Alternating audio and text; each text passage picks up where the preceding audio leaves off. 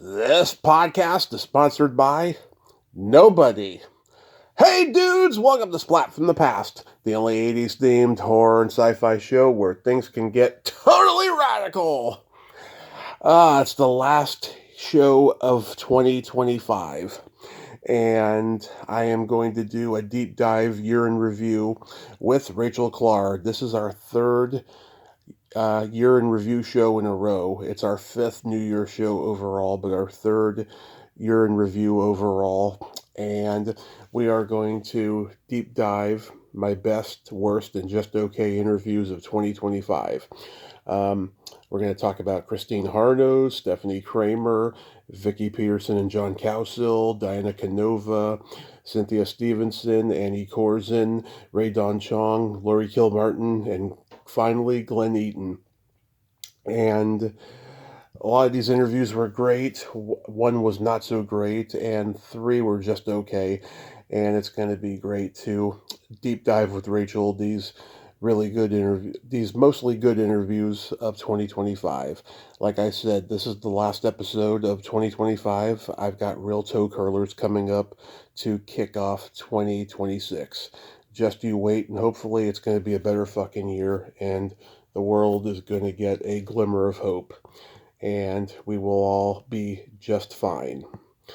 Also, I found out last night my recent guest, Lisa Harrison, took a bad fall on Christmas Eve and is now needing extensive care. I'm so fucking devastated. She has become a new friend since our interview the week of Thanksgiving. We have a similar body sense of humor, and she's just a wonderful person. We texted each other a few times before last week, and it's just so awful. Please donate to her crowdfunding to help her with her hospital bill, and please, Lisa, pull through. We have a lifetime of friendship to catch up on. That conversation was just wonderful, and I want to keep going with it. So yeah, here is my new interview with Rachel Klahr, 2025 Year in Review episode.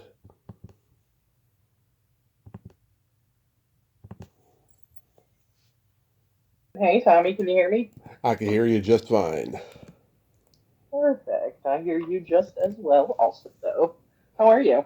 I am great. Happy New Year's Eve. We are back again to deep dive the best, worst, and just okay interviews I did in 2025. Are you ready? I am ready, and I think you will be surprised. I really thought all those interviews were really quite well. Oh, thank you. Well, let's just see. Starting with the best, let's start with Christine Harnos. What did you think about this one? So I liked her. Let me pull up my little notes here. I did make some notes as I was listening to everything. So I really liked her. I thought that she was very personable. She was super nice. I feel like, some people are just not good conversators or feel awkward sometimes having to talk about themselves. Yeah. And she was just very open and honest and happy to be talking with you about her experiences throughout her acting career.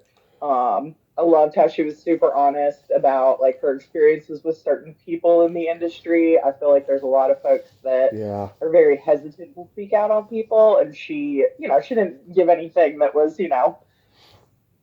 tumultuous or anything, which is fine. I wouldn't want her to completely throw people under the bus, but Right. she had talked to Corbin Burson. She said she did not have a good experience with, and Yeah. I think in any field of work, you want to know who the good people are to work with and who the not so good people are. Yeah. Yeah, I've always wanted to have her on. I couldn't find her on Facebook in the early years of the podcast, but last year she was on the Star Trek podcast I listened to called Trek Untold, and I couldn't believe the guy had nailed her down. I watched it, and she was so congenial, so fun. She was like one of the guys, and I searched her on Facebook again, and I found this fan page of hers that I didn't even notice in the early years. And I rolled the dice and messaged her. And it took a year for the interview to actually happen. She had some personal things going on with her mother. But when we actually did it, it was a total dream. I feel very proud that I made her comfortable and open about the nudity she did in Remembering Sex, because it wasn't the most comfortable of circumstances, although she is proud of the message of the movie, you know. I also love that I caught her off guard about her belly button. You and your obsession of belly buttons will never fade. No, no, that was fantastic. I know And she was so nice talking to you. I thought it was a great interview. I did Google her a little bit just because a lot of the folks that you interview, I mean, you have just such a an indefinite capacity to hold this information about film and television in your head. And I mhm. didn't realize she was one of the seniors in Dazed and Confused. Oh So I yes. thought that was hysterical that that's her. I mean, that's a classic. Yeah, that's probably one of the movies that she gets recognized for the most, you know. I mean, I remember her when she did The Rescue, and that was her first movie, and I just always remembered her from that. And then, of course, Dazed and Confused and everything else. But yeah, she was actually one of three people I actually forgot to mention in our Belly Buttons episode. It was her, Diane Franklin, and Tony Hudson. And Diane and Tony, they show they have bikini pics on social media every day, and I've told them, and they think it's their best feature. So I feel I feel a little bad that I didn't mention that in our belly buttons episode, but yes, I wanted to bring those up. The ever important belly button. No, she was a good interview. I really liked it. I thought it was good. I mean, not that I am a professional journalism or professional journalist, excuse me, in any way, shape, or form, but I mean, Yeah, I thought it was great. I feel yeah. like you're a little hard on yourself sometimes. No, no, I think it was a fantastic interview, and I'm gonna ask her to come back on next year to nerd out if she's down. You know, I just feel like I that hope there, she is. I feel like that there was good electricity in the air during that one. Yeah, there's got to be a little bit of a give and take, in what you're doing. Back in the day, we would watch like Siskel and Ebert or the little, promo reels for movies and stuff that were coming out where people would interview them. And sometimes you just felt so bad for the folks that were trying to ask questions because they'll give you these like, yes, no, it was great, it was fine. And it's like, good God, pulling teeth here. Could have gone to the dentist and had a better experience. Yeah. Stepfanie Kramer, what did you think about that one? All right, let's take a look at my notes. I felt like the conversation with her felt very natural for you. Hmm. And she was really into telling her stories and not just talking about herself. I felt like she was very relatable. Yes, yes. I grew up loving her on Hunter with her dark beauty and wisecracking wit, and she's hysterically funny when she needs to be. I first reached out to her in the first few months of the podcast, and I had no response, so I moved on. Then this summer, I saw her post something on her fan page, so I reached out again, and I saw the old DM from 8 years ago, and I erased it, and it was still unread. And so I sent her a new one. She got back to me within a half an hour or so. She writes like she talks. She's just so full of personable energy and personality, and she was totally down to do it. So she called me and we did it. And she completely disarmed me in a way that is very rare of huge celebrities of her level of success. Yet every interview I've seen her in, she's very friendly and warm. And I was so happy to find out that it's not an act. She really is that girl that she appears to be on talk shows. And it was just so fabulous. I mean, it was just like, oh my God, this is like one of the best of the year. I mean, I felt it during it. You know what I mean? Yeah, you just had that like energy going and feeling good and everything's flowing. And she's a songwriter, singer songwriter as well, correct? Oh, yes. Yes. She has a very beautiful voice. I will have to look up some of her music because I mean, not only is she beautiful and has aged so gracefully, I'm sure she has an amazing voice to match it. I was looking for one of her podcasts that she was launching. I wasn't able to find it. I don't know what the status of that is, though. But Oh yeah, you should ask her about that at the end of the interview. yeah, we talked about, she's done some like on camera YouTube videos and stuff. She's a great talker. I mean, if she has a podcast, I know it's going to be great. You Do know, you know what the premise of it is about yet? I'm trying to remember. Well, I mean, her on camera videos are like, life experience and life affirming stuff. I don't know if that would be her podcast, but I can imagine it probably would be. Something similar, yeah. Well, Yeah. she was amazing. So super nice. I really liked her. I like the next one we're going to talk about also, the Vicki Peterson of the Bengals and the Jon Cowsill interview. I thought that was phenomenal. Oh yeah. Before we get into that, I just wanted to bring up. I could not believe that she didn't remember what she said on her Arsenio Hall appearance about that guy who had the hour-long orgasm, and she was like, "Of course I would." That was great. That was great. I can't even imagine. Can't even imagine. Yeah. Okay, Vicki Peterson and Jon Cowsill. What did you think about this? Um, again, going back to the whole these people that you end up talking to, I really don't know a ton about them. Like I am not the super fan that you are and have the knowledge that you are, Hmm. but I loved them. I thought they were great Yeah. together. I loved hearing John talk about his experience with the Beach Boys. I had no idea that he was even in that realm with them. And then obviously, you're a huge Bengals fan. So it was super nice to hear her, talk about that and her experience and just love the fact that you're a fan and was Yeah. very gracious about it. Yeah. I mean, She wasn't, yeah. oh thanks. Yeah, everybody's a fan.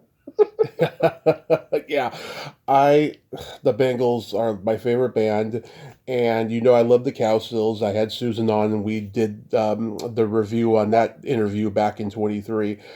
Um, yeah, I have this guest that I'm friends with, Sarah Ballantyne, who is close friends with Vicky and John. And when her and I did our nerd out last year, she offered to connect me with them, and she told them about me, but she never heard back. So around May, I sent John a DM on Facebook saying, "Hey, I'm Sarah Ballantyne's friend Tommy.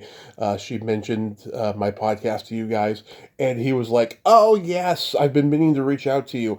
Please email our publicist here, and I promise she's a nice person. She will set up a day and time with you." So reluctantly, I did it, and he was right, and she was a sweetheart. And I sent her my 40-minute Zoom link to have them on. And when the connection was made, Vicky was just sitting there waiting for John and making conversation with me. And I was so fucking nervous because I just love her so much as a guitarist. And she was a hottie in her I'm day. sure. Yeah. So so John shows up and he says, "Is this audio only?" And Vicky's like, "It's audio only." And then she's like, "How you doing, Tommy?" And I just I couldn't believe she said my name. It was so exciting, My heart was in my mouth. So I bet it was. yeah. Well, and So the nice thing is too, like this is a passion for you. This is right. not something that you're making thousands of dollars off of every month, and that you're Yeah. a big name in the podcast world. This is a passion for you, and the Right. fact that these people come on to talk. I mean, and the flip side of the coin here is you're documenting life moments Oh yeah. forever. Like Oh yeah. this is there forever. If anybody ever wants to hear their voice or hear a different, style interview with them, this is where you go to get it. Oh God, you're gonna make me cry, Rachel. You're gonna make me cry. I, Aww. yeah, I mean that's what Gilbert Gottfried did with his podcast before he died. He did over 500 plus episodes where he's talking to old showbiz people, and they ended up in the Library of Congress and the museum and the archive, museum of television and so forth. Yeah, I mean, these are moments that, have fallen by the wayside, and we've got them, on record forever. But yeah, so like I mentioned to John during the interview, I saw him with the Beach Boys in 2015. I didn't want to go into full detail about why they fired him a few years ago because he's told the story 100 times, and plus we only have so much time on 40 minutes, you know, and he basically just got a call from them and said, you're being replaced. And, he was upset, but he had other things going on. So, he had no qualms about not being in the band anymore, you know. Now, How long was he with them? oh, he was with them over 20 years. Like, I don't Oh know. wow. I don't know how they just decide one day to let him go. I really don't. Yeah, I mean that's music, movies, television, all that. It's such a hard business, and I mean to be with the Beach Boys for that long, Yeah. and you're not even a founding member. You're just somebody that's helping out and getting them where they need to go from point A to point B and being a part of the group. And I mean, it's one of the most influential music groups of all time. Yeah. And to have that kind of on your resume, even if it's for 20 years, and he was so gracious about it too. I mean, Yeah. you can't really get mad at them. I mean, it's not like they were going to go in a different direction, but they may have just found somebody that they wanted in there for the next, 20 years. And Yeah. it is what it is. He took it in stride, and he Yeah. just seems like such a down to earth, really nice person. Yeah. Now, if you hear after the Bengals stuff, when I give John kudos about being resilient with the rest of the family, after I saw the documentary, he got kind of moody and a little edgy there. He does that in every interview whenever that documentary comes up or any like stuff about his childhood, because I mean, they had a really fucked up childhood. I mean, it was pretty horrific, and I knew what I was in for with that, right? But I sent him a courtesy DM afterwards. I said, "Yeah, hey John, I'm sorry if I hit any triggers there, with talking about the documentary and the childhood and so forth." And he said, "Oh no, you are a fantastic interviewer. You exceeded our expectations, and Sarah was right about how awesome you are. Thank you, Tommy." And I thought that was very sweet.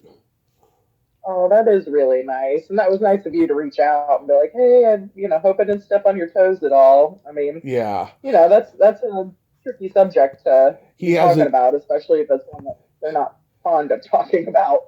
Yeah, he hasn't outwardly said it, but I know he's not a fan of that documentary just because they were just they confessed so much on camera that they had never told publicly before, and it was just a hard thing for him, so.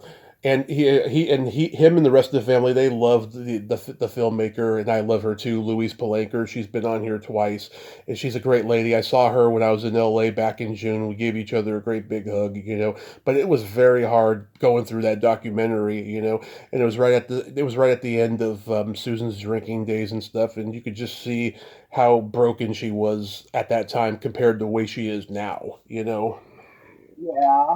I mean, that's tough. I mean, growing up in an industry like that and probably seeing things and experiencing things that probably no more than 1% of the population probably really gets to experience on that level. Hmm.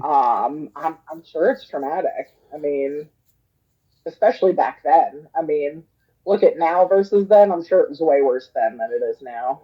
Yeah, I knew nothing about that dark side. I thought that they were like the Osmonds. I thought they were a very close knit Right? religious family. Although I've heard in recent years that the Osmonds, were not quite that. And Marie, she just doesn't want to be a part of it no more. That's why she got plastic surgery so she doesn't look like them anymore and stuff. But that's what I thought. I thought that they were very Yeah. close knit. I didn't know about that dark side. But. Then, I totally nerded out on Vicki because I'm such a Bengal lover, and I think she was very impressed by my knowledge. And, if we had more time, I would have asked her about the origins of the song Hero Takes a Fall because I do know that it was partially inspired by the fact that her and Susanna Hoffs were both philosophy majors in college, but like in my interpretation of the song, it sounds like it's a song about how women love it when a man fails, but I don't know for sure. And if I get her back on in the future when the Bengals documentary comes out, I'll ask her that. Yeah, you'll have to shoot her a message and just be like, "Hey, I'd love to get you back on when the documentary comes out and just do an episode with you." Oh I yeah, don't know why she wouldn't do that, but and that publicist, I'm blanking on her name right now. She's an absolute sweetheart. I'll email her and see if she's still doing business with them as well. And I think she would be very happy to come back on because that was a great talk. it was really good. Now, Diana Canova, what did you think about that one? Again, I thought it was really good. She had, like you said, you loved her energy. She had great energy. She loved talking about her experience with, soap. Mm-hmm. I have never seen it, but I'm just looking through her IMDb credits. I mean, she's got quite a resume. Mm-hmm. Um, and wasn't there the nudie musical that she was in that you loved? The first nudie musical, and I would she, like to let you know that mm, when I listened to this, was the first time I ever heard of that. yes, I interviewed the star and writer director Bruce Kimball years ago about this movie. Yeah, it was very controversial in 1976 because it's about a guy trying to get a nudie musical done, and he's going through a lot of obstacles. And there's a lot of nudity in this movie, especially during the chorus girls at the end. They're all showing their vaginas at the end. I mean, it was Oh my very god. controversial for 1976, and Paramount temporarily had the rights and they released it in theaters, and they released it just as the Laverne and Shirley pilot's airing, and Cindy Williams was like, oh god, my career is completely over. This show is Was so she in that? this show, because her and Bruce Kimball went to college together, and she was like, this show is stupid, this movie's stupid, my career's over. The movie didn't do well, but the show, was a ratings winner. Yeah, I pulled up the movie on IMDb, and the little header next to the movie poster says the heir to a bankrupt studio decides to make a daring musical to avoid demolition, Right. agreeing to finish it in 2 weeks or lose ownership. Yeah, this looks very interesting. Rod Howard did a cameo as a favor to Cindy Williams in it and stuff. It's pretty Oh funny. wow. He's like one of the auditioning actors that doesn't get it. I might have to watch this. It actually looks like it could be amusing. Yeah, I think it may be on Tubi. I know it was when I Okay. watched it last. But yeah, so I've always been a huge fan of Diana Canova, and um, so I reached out to her last year, and she was involved in some theater production or something, so I had to wait a while, and then she was ghosting me for a while, and then at a certain point, I said to her, "Hey, just so you know, I know that you used to be in Scientology. I'm not interested in going there." And she's like, "Is that still a thing?" The whole Oh, Scientology thing, is that still a thing? oh my god. Because it seems like since the internet came, not many people are joining it like they used to. you know. Oh man, that is another rabbit hole we could absolutely go down. That whole quote unquote religion is Yes. mind blowing to me. It is scary, really, really scary. But yeah, it was a fantastic interview. She was giving me so much information. She told me about hanging out at the Comedy Store and dating Freddie Prinze for a while and knowing all these comedians. I was like, yes, this is a fantastic, electrifying interview. And we were on a time limit after a while. Otherwise, I would have played the Secret Silly game with her. But I told her that joke, and she began laughing so hard. And I cut this. She was like, what possessed you to tell me a masturbation joke? And I said, oh, you've been around comedians. You're not easily offended. And she's like, well, that's true. I was in the first nudie musical, for God's sake. That's so funny. Yeah, I'm looking at her pictures. She's gorgeous. Yes. Um, and it looks like just from what she's been in, there's a very good array of all kinds of stuff. Lots of good stuff, yeah. And a couple guys I've talked to have said that when they worked with her, they had a huge crush on her. So yeah, I mean it's funny Oh, I because don't blame them. yeah, and her parents were in show business, right? And she didn't have that, nepo baby attitude of like, don't you know who my parents are? I mean, you could see that they raised her right. Was her mom Judy? Yes, yes. Okay, She was in. I just saw that. She was in Cannonball, the Roger Corman car movie with David Carradine and lots of other people and stuff. And yeah, her dad was kind of a Desi Arnaz type. Okay. Oh yeah, there's the Cannonball movie. Yeah, that movie's so bad, but I still love it. I love that in Death Race 2000, and I got to talk to Paul Bartel's sister earlier this year, and yeah, Diana Canova was great. I actually DM'd her last night to thank her again and stuff, and she was very sweet again. So yes, I enjoyed that. Her birthday's 6 days before mine. Oh wow. Yeah, she's a Gemini. Are you guys okay? Yeah, I was gonna say, are you guys the same sign? Yep, we're both Gemini and stuff. Yeah, whenever I find out someone's a Gemini, I gotta tell a dirty joke to find their evil twin. I just got to, you know. But the last but not least in the best of 2025, the wonderful Cynthia Stevenson. What did you think about this? She was adorable. Yes. I didn't realize who she was until I actually Googled her, Mm-hmm. and I was like, holy shit, I've seen her in a bunch of stuff. Mm-hmm. And she was great. I really liked her.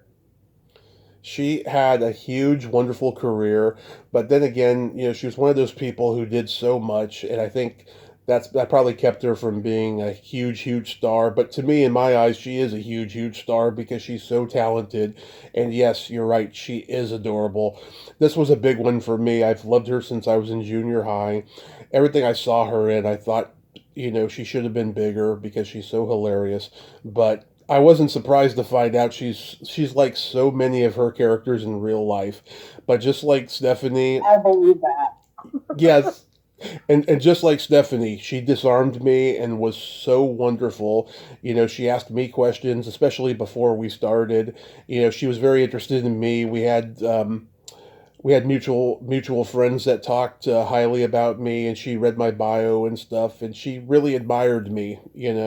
And we really connected in our Bay Area roots, even though she spent time in Canada, which is great because she has very polite Canadian manners, I've noticed. you know, I loved it. Us Americans need to work on it. Exactly. America does need to work on it. I think she was thrilled about my love for live nude girls. If you haven't seen that movie, check that out. I don't think I have. What year did that come out? 1995. It was a movie that used to play at like 2 a.m. on HBO, and it was Sex in the City before Sex in the City. Kim Cattrall is in it. I think that's how she got cast because of this movie. And it's got Layla Robbins, Dana Delaney, and a few others, Olivia Diabo. And it's a bachelorette party, and they just talk dirty the entire time about men and sex stories, and it's just friggin' hilarious, you know. And she has a moment where she kisses Olivia Diabo, and they all just look so great in this movie. And she was my favorite Secret Silly Game participant this year. I felt like I was in a slumber party and we were 13 again. Really. Oh, I love that. That's amazing. Yes. And she's Yes, definitely got a she bunch of stuff on there. yeah, and she's definitely on the nerd out list again for next year. And Yeah, yeah, I think she'd be a good one just because she's been in so much stuff. I right. mean, Right. Scandal, Private Practice, Grey's Anatomy. She did Jennifer's Body. I Love You, Beth Cooper.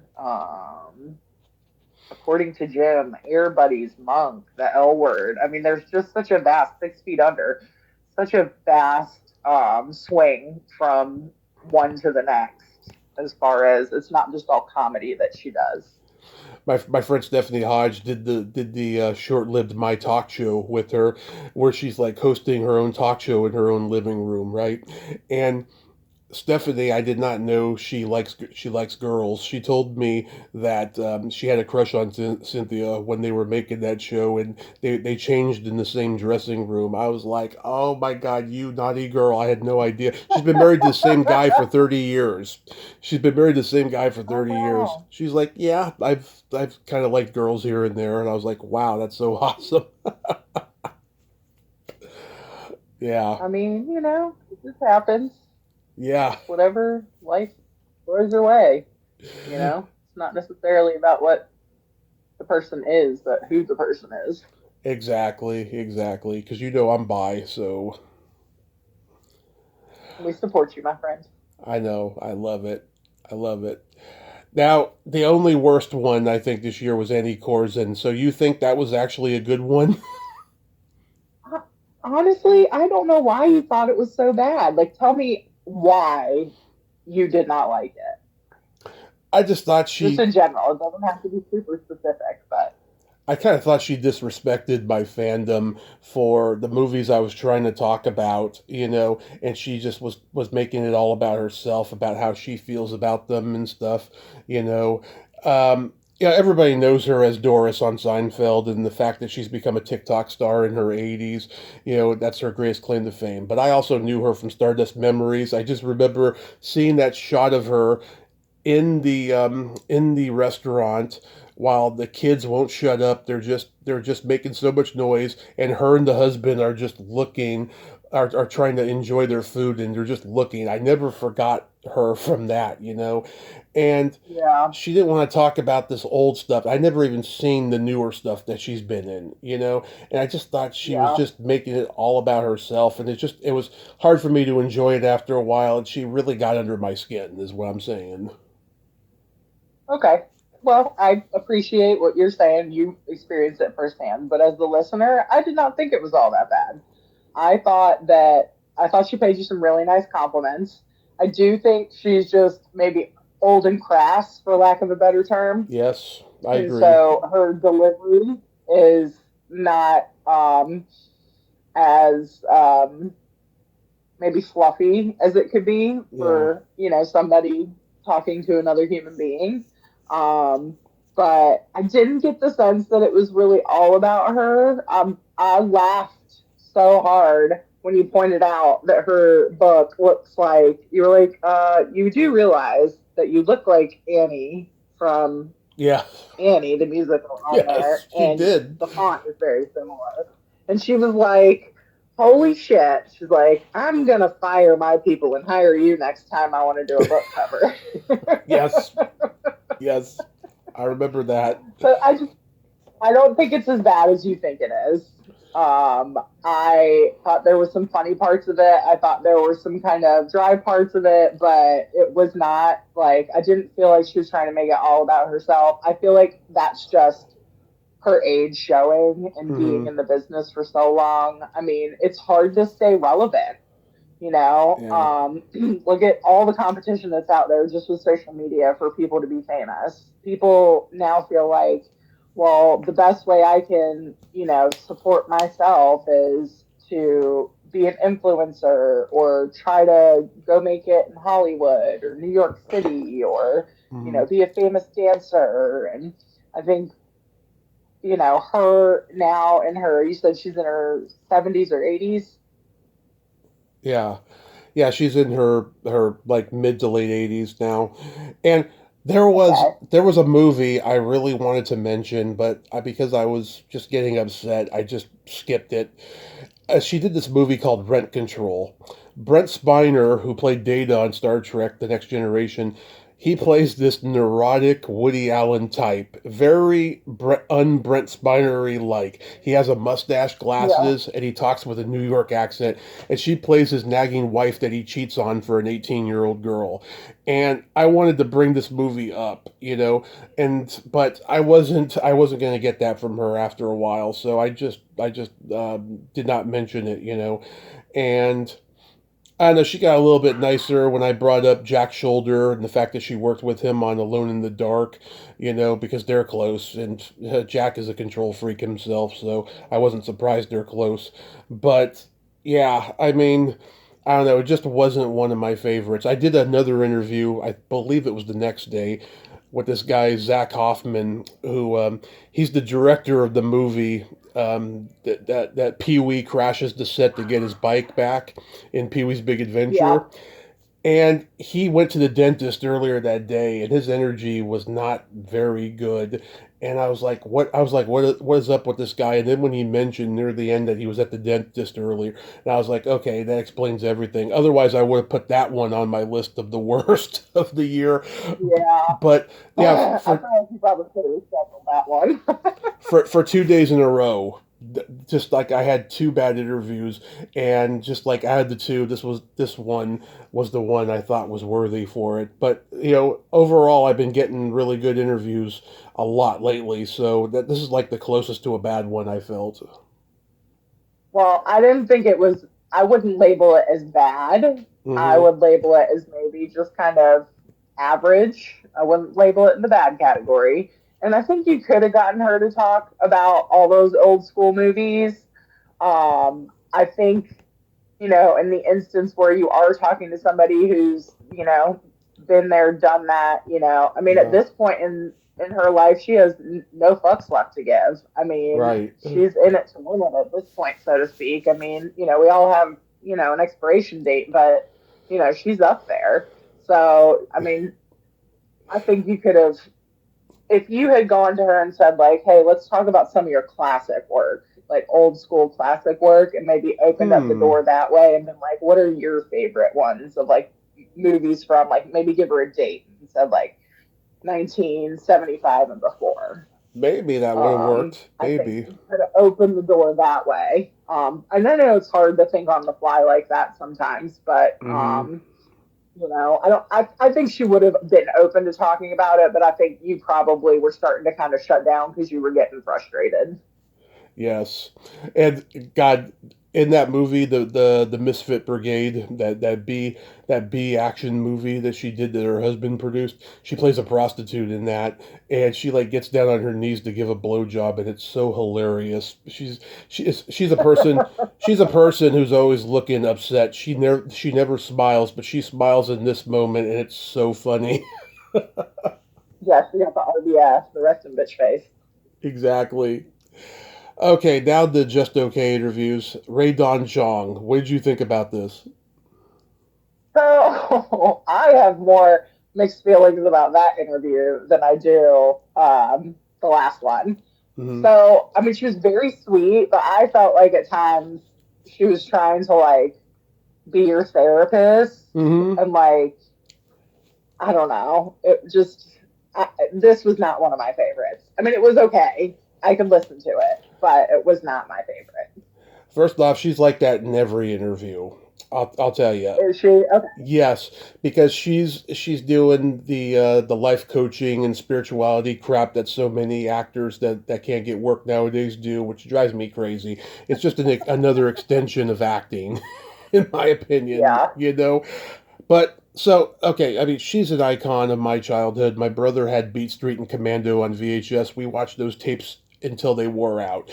During the pandemic, I saw her do Zoom interviews, and I was impressed about how she had made changes in her life. After her 2014 TMZ scandal, where she did that radio interview bad mouthing Oprah, and she's admitted she was drunk during that interview.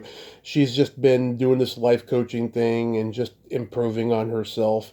You know, but yeah, I mean, when she started, asking me questions about my family and stuff, she got a little intrusive. She asked me about my relationship with my brother, and I told her, and then I trimmed it later just in case, he hears it at some point, But Yeah. I wasn't going to be rude or anything. And then I can't remember if I left this in or not. I may have cut this.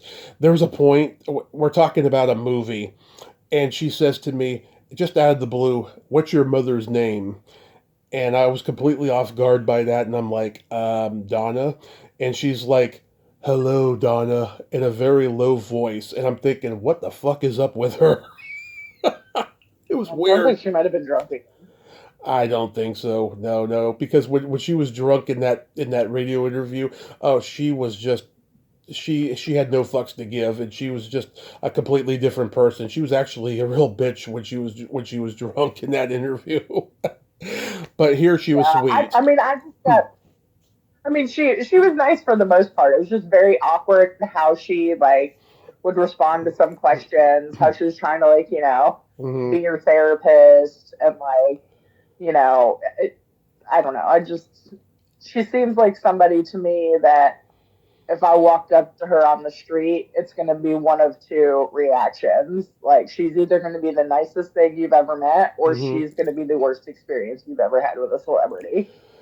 Yeah, no, she's like that with everybody. What she'll do is she'll start, asking the host questions, and then she'll give these 2 to 3 minute answers about movies, and then turn it back around again to asking the host questions. That's usually her MO, and I knew I was in for that, and I didn't mind. It's just the fact that we were on Zoom and we're on a time limit with 40 minutes. It was just a little time crunchy with it. But I got Yeah, everything I needed about the squeeze because she never talks about that movie because most people don't know it. But I told you about it on yeah. the phone, recently, and it's a movie you should see. It's so damn funny and so underrated. Her and Michael Keaton are great in it.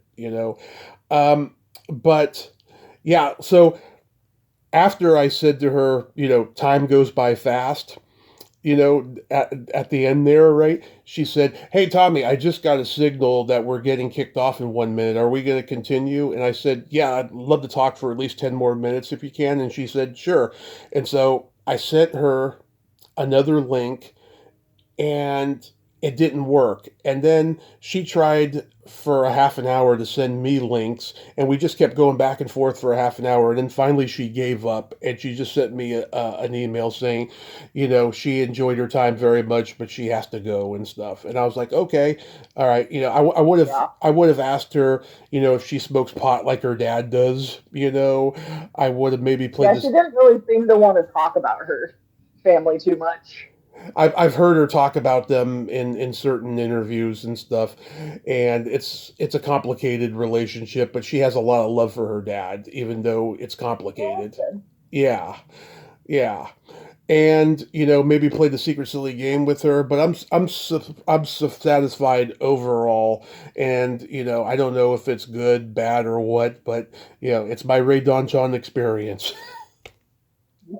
Experience indeed it was. I knew not to ask her about the color purple because then there would have been more Oprah controversy. Because now that she's sober, she still will talk badly about her, but not quite bad as she did at that time. I mean, I've heard mixed reviews about Oprah, and I Oh, guess that probably doesn't really surprise me. I read a guest of mine's book, and there was a bad Oprah story in there, and Oh, really? all of that crap. But yeah, so overall, I thought it was a good experience. I saw her post. Rae Dawn posted recently that she was thinking of making an OnlyFans account, and she's like, "If I did that, would anybody, be interested in subscribing?" And I was like one of the first ones to say, "Absolutely," and she responded to that. What would her OnlyFans be about? She has never minded being nude on film, so she'd probably get nude now. Okay, well, as long as you're getting your money's worth. Exactly, exactly. Laurie Kilmartin, what did you think? I liked it. I mean, it was kind of one of those like I could kind of take it or leave it. Hmm. I mean, she's fascinating as far as her comedic career, but there was nothing really in it that like I remember that grabbed me. Yeah, she's an interesting character.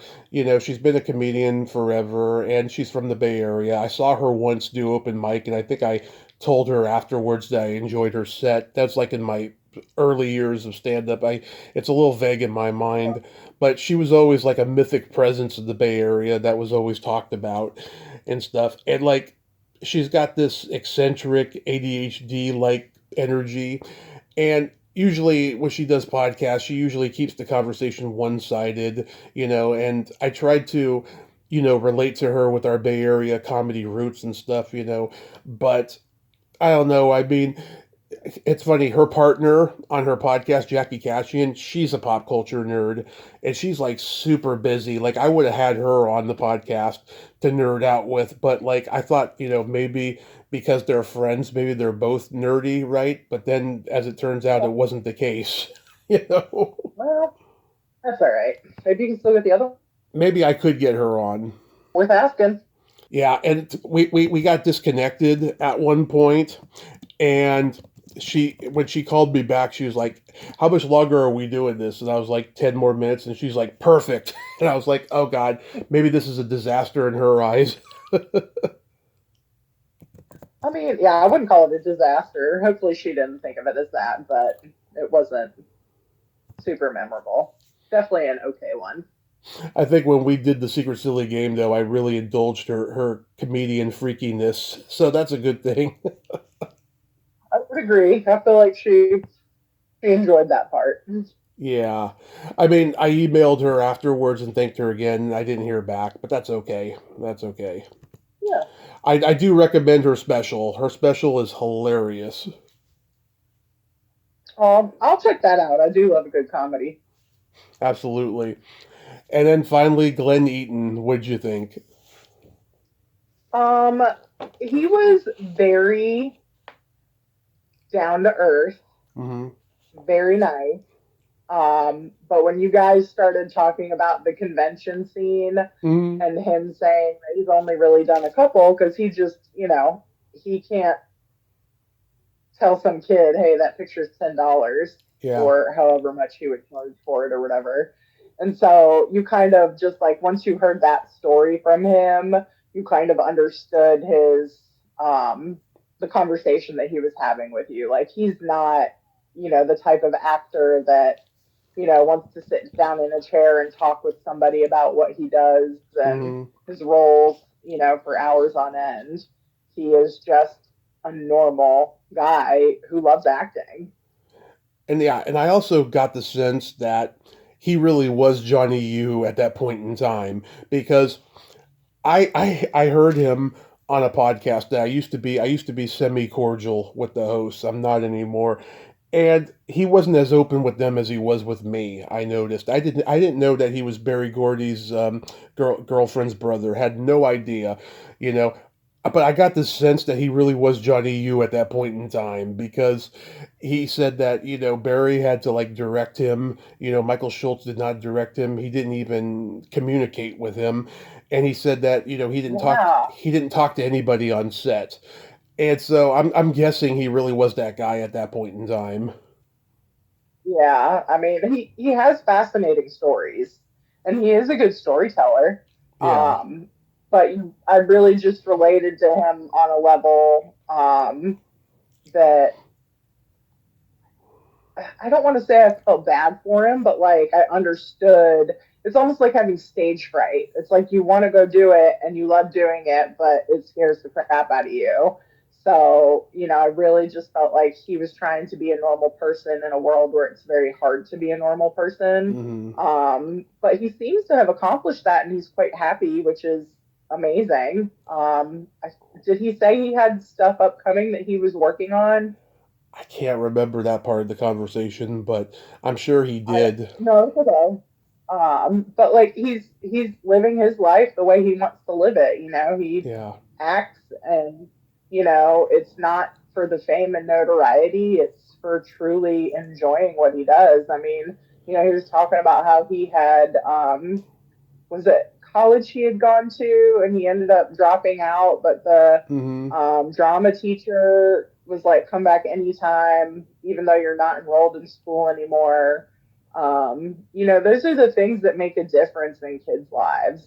And I thought it was a very poignant story for him to share. Because if you do love something, you want to pursue it. And when somebody offers you the help like that, it's because they see something and they want you to succeed.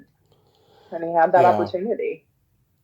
Yeah, he got a little weird and a little zen about Hollywood's marketing strategy of promoting violence that I just did not expect, you know? Yeah, I mean, when he started going on like saying like the Texas Chainsaw Massacre has ruined kids, I'm like, Yeah, I'm not going to agree with you on that. But that was strange. Yeah. yeah, I would agree his outlook on movie marketing and what movies need to be made or should be made, and uh, I think everybody's just vying for number one of whatever's hot that season at this point, like, the comic books or rom com or, buddy comedy or whatever. It's like everybody comes out with the same thing at the same time. But I mean, I do think we're exposed to a lot more violence now Yeah. in a more realistic manner, just due to technology. I mean, if you look at something like, Day of the Dead, all the horror in there is very campy, and they're doing their best to make it look real. And they do a pretty good job at it, but it's all, it's fake. It's not real. Right. But now it looks much more real than I've ever seen it. But I Mm-hmm. mean, it's also jobs of parents to tell their kids, you know, Mm-hmm. what they should be exposing themselves to versus just letting them make decisions when they're, 6 to watch Nightmare on Elm Street. Well, to extend on, his weirdness, about 6 months later, this podcast that I was on a couple of years ago that celebrates the '80s, they reached out to me and asked me how I got him, and I told them through Instagram. So 6 months after that interview, he sends me a DM on Instagram saying, "Hey Tommy, I'm ready to do the interview now," and I'm like, "We did it 6 months ago." And then he remembered. Oh, okay. It's the retro life for you podcast. They mentioned you, and I was like, oh, okay, good. So you guys are going to do the interview. He thought that he and I were going to do the interview again. Oh, that's funny. Well, Yeah, case of mistaken identity. yeah. And I watched. I But watched. I thought all in all, he was a good dude. Yeah, I watched the interview. It was a good one. Yeah, I don't know. I mean, sometimes I think, it's the guest and not me, or sometimes it's me and not the guest. That's why I put interviews like these in the okay category. But I'm glad I did it with him, because Johnny Yu has always been my favorite character in that movie, and I had tried to find him in 2020 for the 35th. I ended up getting Christopher Murney instead, because Glenn and I didn't have mutual friends on Facebook at that time, which is where I first reached out to him before Instagram. Okay. Well, Yeah. And real quick, what did you think of my Lucie Arnaz interview? I really liked that one. Mm-hmm.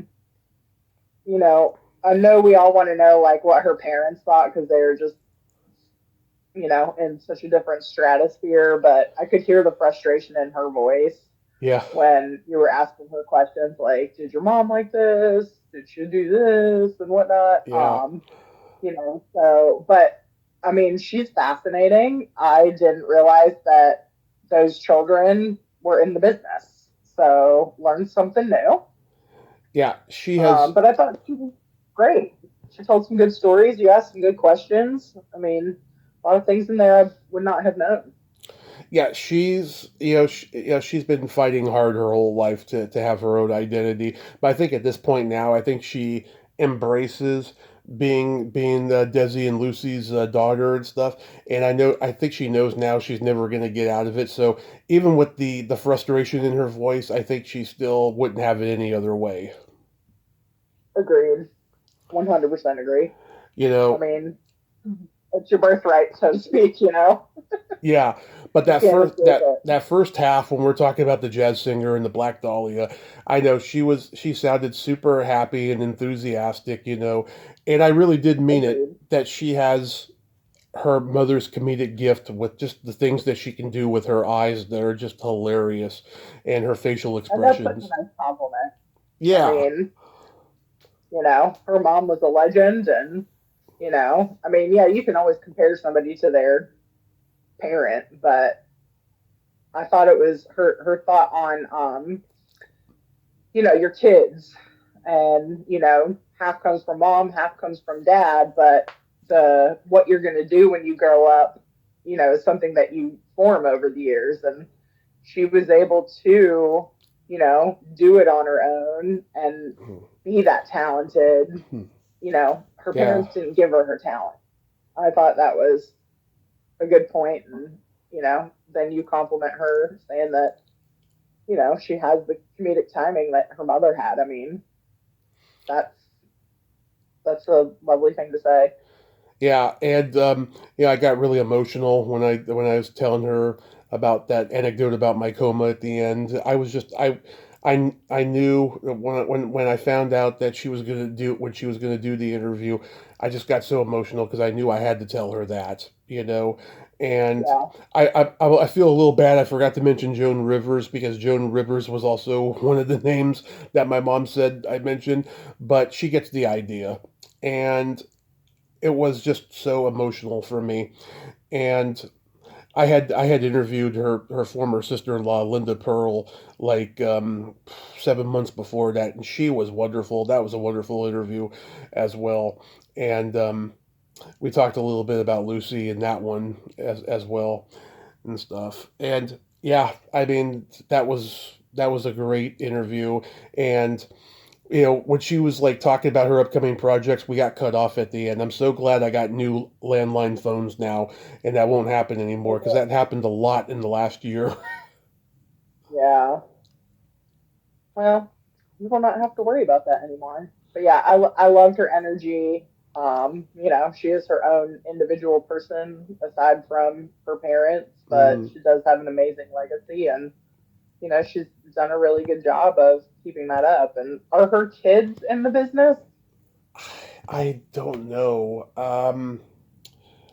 I know that. I mean, not a big deal. I know you guys had briefly touched on her children because she said she was talking about how she had found out she was pregnant on the movie set. Yeah, I know her daughter handles her husband's social media page and stuff. I was going to reach out to him, but our interview kept getting pushed back because his health wasn't good, and so by this point, it's probably not a good idea to reach out to him, but it's okay.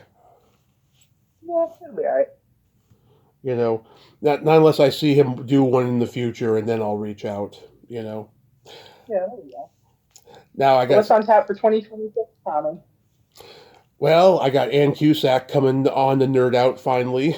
I love it. Yep, I'm looking forward to that. Um, I got a lot of holdovers from this year coming on soon. Wendy Okay. Cutler, Wendy Cutler. I don't know when she's coming on yet, but she was in the improv group Off the Wall, which Robin Williams used to work out his improvs with, and they were in that Oh, wow. that Neil Simon movie, The Goodbye Girl. I love that movie. They're like part of the theater company that Richard Dreyfuss is in that movie. Oh, nice. Yeah, I got her. Um, I got several people that I'm in talks with. Nothing official yet, um, but I'm excited. I mean, I think that in 26 I'm going to have more good ones. And knock wood, I won't have any bad ones. Well, and if you do, let's hope they're at least entertaining. Hmm. Gives Exactly. us something to talk about. Exactly. And overall, how was this year for you? It wasn't a bad year. I can't really complain about any one part of the year in particular. So that's always good. I don't know, time flies. I mean, as you know, check those years off, you know, Hmm. you just gotta do what you do to survive. I mean, I can pay my bills and put gas in my car and I have a job. So I am thankful for all of those things. My mom is doing well. My brothers are good. Hmm. I'm thankful for a lot of things. This year, I lost about 15 podcast guests who died, and the two that hit Man. me the hardest were Lynn Marie Stewart, who played Missy Vaughn on Pee Wee's Playhouse, and Lar Park Oh, Lincoln. yeah. And I was very close to Laura. I mean, she came on 6 times. When we did our nerd out last year, I could tell something was wrong. She was just not as, I mean, she was her happy self, but she wasn't as chatty as she had been in the past. Like, there had to have been something there. And I'm just so devastated about that. I've reached out to her daughter, but I haven't heard back from her yet. I'd like to have her come on and talk about her mother at some point, you know. Yeah. I mean, it's always nice to talk about the people that you lose and keep their memory alive. So I hope that she comes on and talks with you about her. I hope so. I never got to meet Laura at a convention. For some reason, she never got booked in California when I knew her. And we had always planned on meeting up and having coffee and stuff, and it just never happened and stuff. But this was a good year. I mean, I lost 50 pounds. I hope to lose 50 more. And That's awesome. I'd like to fall in love next year and just continue living happily. You know, what are your resolutions? I really don't make resolutions because, Oh, that's right. I'd You be like told me every other that. Yeah. person that goes to the gym on January 1st and gets that membership. And then, a month in, you're like, oh, this is going great. Then the second month, you're like, oh, I can skip a day. And then the third month, you just stop going. I would just like to, work on some healthier habits for 2026, maybe lose a couple pounds like you have, and, um, integrate good things into my world. Did you get to watch something wild? I did not. Oh, I have not watched that. You need to remind me. Like, yes. send me an email every once in a while or a text and be like, hey, have you watched it yet? Because I do. I get in bed really early, but I'll put the TV on because it Hmm. takes me forever to fall asleep. I'll usually put on something dumb like Bob's Burgers just because I've seen almost every single episode and I don't have to like concentrate on it. I can attempt to try and fall asleep. Hmm. But I will make that one of my weeknight um, viewings when I get in the bed. Yeah, I hope to get somebody on from Something Wild next year. It turns 40, and I've never been able to nail anybody down from it. I also would like to get somebody from Sam Peckinpah's Straw Dogs. That turns 55. I've never been able to get someone from that. I've reached out recently. Hopefully, I'll get somebody. I saw some. I saw. Is that Straw Dog the one that got remade back in like the early 2000s? Is that the same movie? The horror No, movie?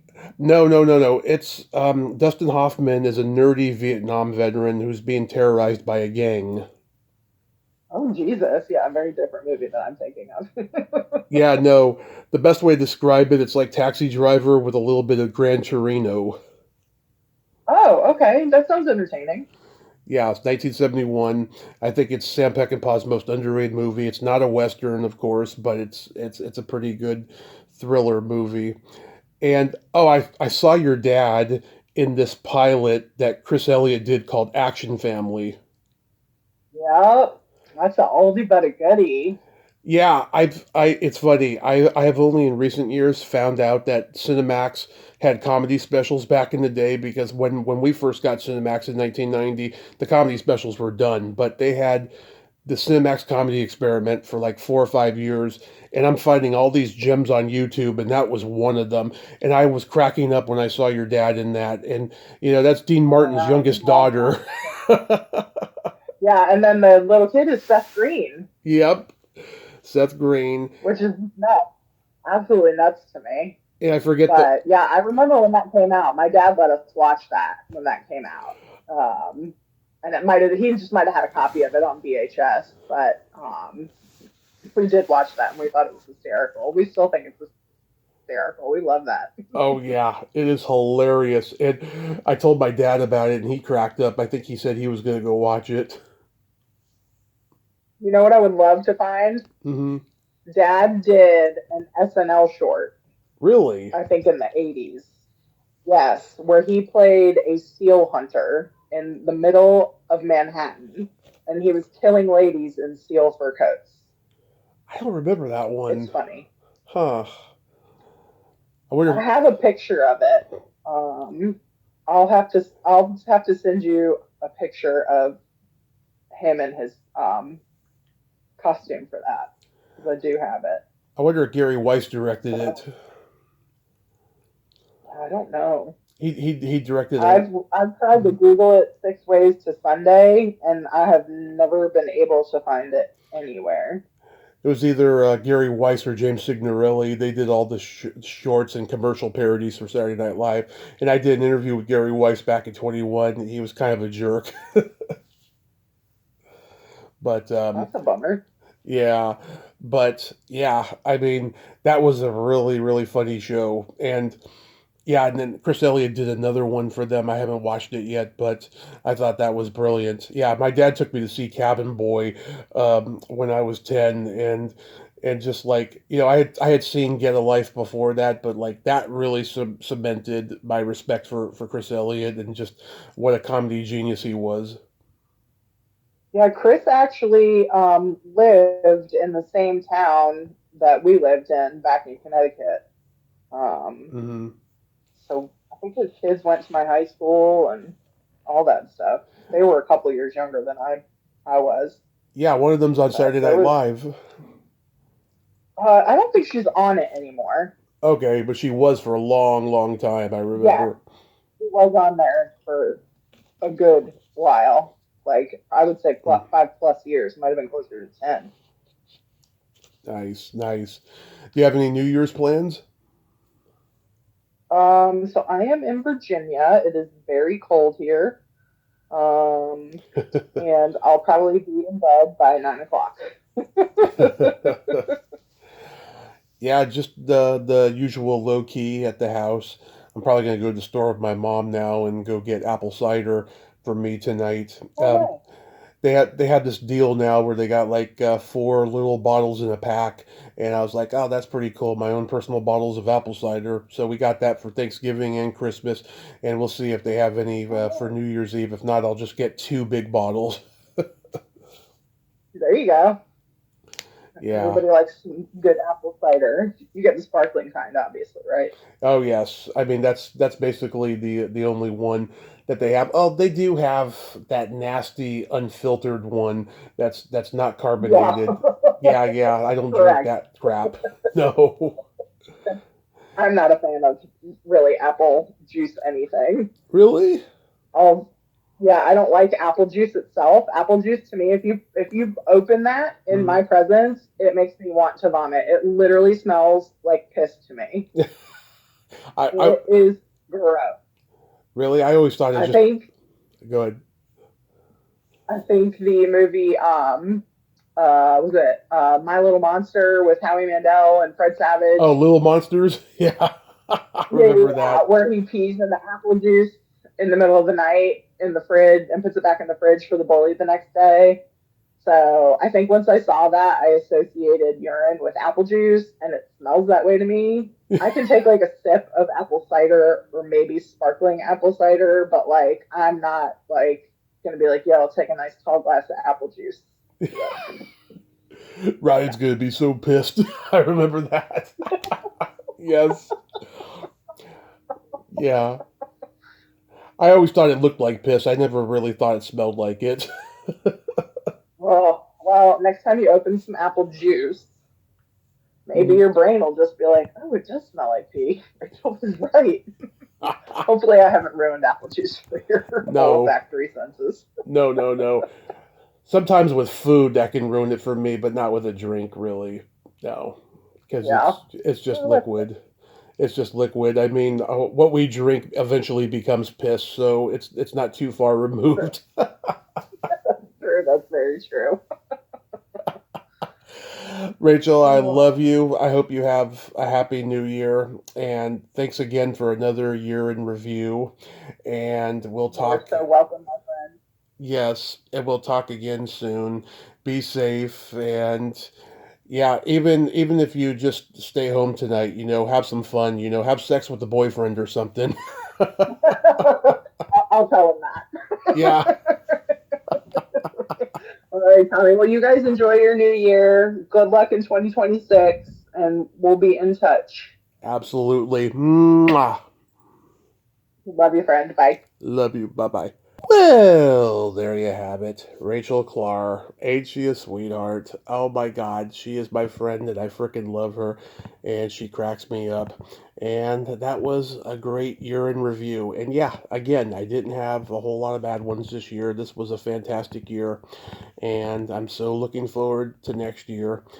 And let's see what happens in 2026 with all the toe curlers I've got coming. God, I'm so positive. I hardly have anything booked yet, and I'm so positive. That's just who I am. Well, until next time, this is Tommy Throwback Kovac saying there's no shame in living in the past because the present sucks. Later, dudes!